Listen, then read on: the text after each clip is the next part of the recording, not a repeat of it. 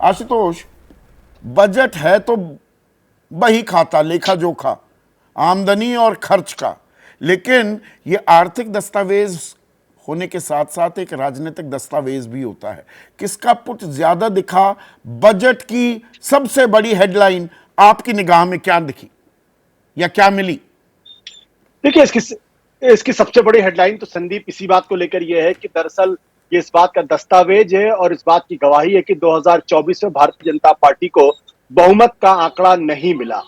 इसलिए उस दौरान जो कुछ भी गलतियां मोदी सरकार की तरफ से की गई है, उन सारी गलतियों को दुरुस्त करने की कोशिश इसमें दिखाई पड़ी है। जो सरकार लगातार 2019 के चुनाव में और 2024 के चुनाव में लगातार इस बात को इग्नोर कर रही थी कि दरअसल बेरोजगारी किसी तरीके की समस्या है।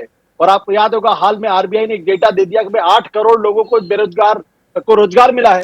तो जो सरकार 8 करोड़ लोगों को रोजगार दे रही हो, तो उसके लिए इस बजट में बेरोजगारी के मसले पर जो ये इंटर्नशिप स्कीम लाने की कोशिश की गई है और बार बार ये जताने की कोशिश की गई है कि दरअसल हम बेरोजगारी को ठीक करने की और कोशिश कर रहे हैं। ईपीएफओ तो में जो रजिस्टर हो रहे हैं, पहला कर्मचारी उसे 15,000 रुपए भी देंगे 3 महीनों में, सरकार की तरफ से दिए जाएंगे।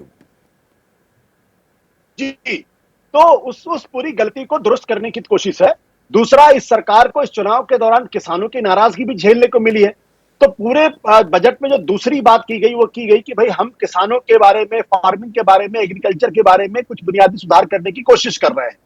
अब ये दो चीजें हैं जो इस बात को दर्शाती हैं कि दरअसल 2024 के चुनाव में हार की जो कमी थी उसको पूरा किया जाए। उसके बाद बैलेंसिंग एक्ट करने की कोशिश की गई, जो नरेंद्र मोदी का बिल्कुल नया पैराडाइम शिफ्ट मैं उसको मानता हूं। क्योंकि जो प्रधानमंत्री इस बात के लिए जाने जाते हैं वो तो किसी के सामने नहीं झुकते, चाहे किसान हो चाहे कोई भी हो। उन्होंने किस तरीके से नीतीश कुमार और नायडू की एक तरीके से मिजाज पुरसी करने की कोशिश की है। अब नायडू साहब को अमरावती के लिए जो है वो 15,000 करोड़ मिल रहा है, लेकिन इसके साथ साथ अगर आप देखें टोटल जो पैकेज है वो करीब 74 या 75,000 करोड़ का पैकेज है, जो बिहार और आंध्र प्रदेश दोनों को मिलाकर है। और उसमें भी सारी बहुत कुछ जो सौगात उन्होंने दरअसल बिहार को दी है कि 58,900 करोड़ रुपए मिलेंगे, 26,000 करोड़ तो सड़क के लिए मिलेंगे, तमाम तरीके की योजनाएं शुरू की गई हैं। ये क्यों है? ये इसलिए की गई है, बिहार और आंध्र प्रदेश के अचानक में प्रेम नहीं उमड़ पाया, क्योंकि प्रधानमंत्री जी को अच्छी तरीके से पता है कि ये दोनों वो राज्य हैं, इन दोनों के नीतीश और नायडू वो हैं जो उनकी सरकार के लिए कभी भी दिक्कत पैदा कर सकते हैं। इसीलिए किया गया। पर ये तो होता रहा है ना आशुतोष, एक सेकंड के लिए। अब रेल बजट आम बजट के साथ ही आने लगा, पहले रेल बजट अलग आता था। और रेल मंत्री अमूमन 30 साल में हम निगाह डालें तो वो जब रेल बजट आया करता था वो बिहार से या बंगाल से, ममता बनर्जी भी रेल मंत्री रही, दिनेश त्रिवेदी भी थे, तो वो सारी ट्रेनें बिहार और बंगाल की तरफ चलती दिखाई देती थी। वो एक बायस तो होता ही है ना, किसी को कुछ ज्यादा मिलेगा, किसी को कुछ कम। ये तो बजट का एक अहम हिस्सा है। हाँ, तो अगर ये बायस होता तो उत्तर प्रदेश को मिलता ना। भाई, उत्तर प्रदेश में जहां भारतीय जनता पार्टी की स्थिति सबसे खराब हुई है, महाराष्ट्र जहां भारतीय जनता पार्टी की स्थिति सबसे खराब है, महाराष्ट्र में भारतीय जनता पार्टी आज की तारीख में बहुत ही बुरी स्थिति में 29 सीटें चुनाव लड़ती है और 9 जीतती है। परसेंटेज क्या है जीत का? 33% से भी कम है। और अगर आप उत्तर प्रदेश के अंदर देखें तो जहां पर भारतीय जनता पार्टी की स्थिति इस वक्त मंथन मचा हुआ है, मार मची हुई है, भगदड़ मची हुई है, आखिर हुआ कैसे ये? वहां के लिए क्या दिया इस बजट में? तो सिंहासन के लिए कवच खोजा है या एक राजनीतिक हित जो साधने की कोशिश होते हैं वो लिमिट हो गए गठबंधन धर्म निभाने के चक्कर में? क्या आप ये कह रहे हैं आशु? अपीजमेंट की जा रही है, जो अपीजमेंट भारतीय जनता पार्टी लगातार कांग्रेस दूसरे साथियों पर लगाती रही आरोप कि वो पॉलिटिक्स ऑफ अपीजमेंट करते हैं, वो politics of appeasement Narendra Modi की सरकार खुलेआम कर रही है, डंके की चोट पर कर रही है। इसमें कोई दो राय नहीं। ये नरेंद्र मोदी की वो सरकार नहीं है जो 2014 तो में गठबंधन धर्म का दबाव सरकार पर दिख रहा है। लेकिन to be fair to the government, Vinod Sharma, अगर हम 5वीं सबसे बड़ी अर्थव्यवस्था हैं, हम सबसे तेजी से विकास करने वाली अर्थव्यवस्था भी हैं, तो उसी स्थिति को जिस एक्सप्रेसवे या सुपर हाईवे पर हम चलने की कोशिश कर रहे हैं, क्या वो दिशा भी दिख रही है?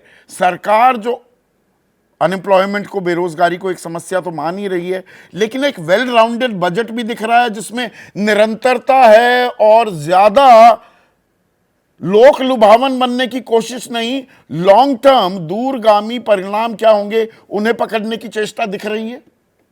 इसकी डिस्कशन दो सतह पे हो सकती है।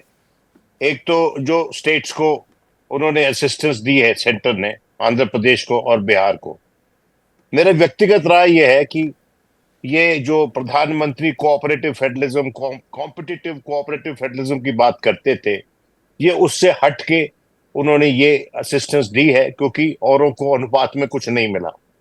क्योंकि अगर कोऑपरेटिव फेडरलिज्म है तो सबको बराबर का मिलना चाहिए, सब स्टेट्स को।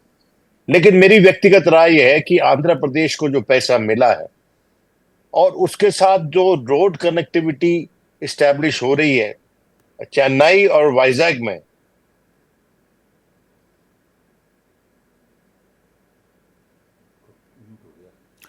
अनम्यूट कीजिए विनोद, मेरे ख्याल से आपका ऑडियो सडनली हमें नहीं सुनाई दे रहा है। हाँ, मैं ये कह रहा हूं कि ये जो रोड कनेक्टिविटी वाइजैग से और चेन्नई के बीच में, और जो रोड कनेक्टिविटी हैदराबाद और बेंगलुरु के बीच में, वो प्रोजेक्ट्स भी, उसका भी मेंशन माननीय फाइनेंस मिनिस्टर ने आज किया।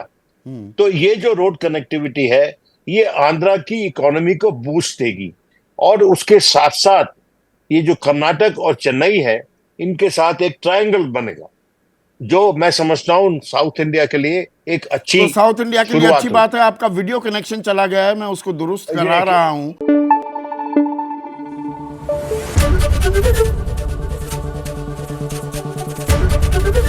एबीपी न्यूज आपको रखे आगे।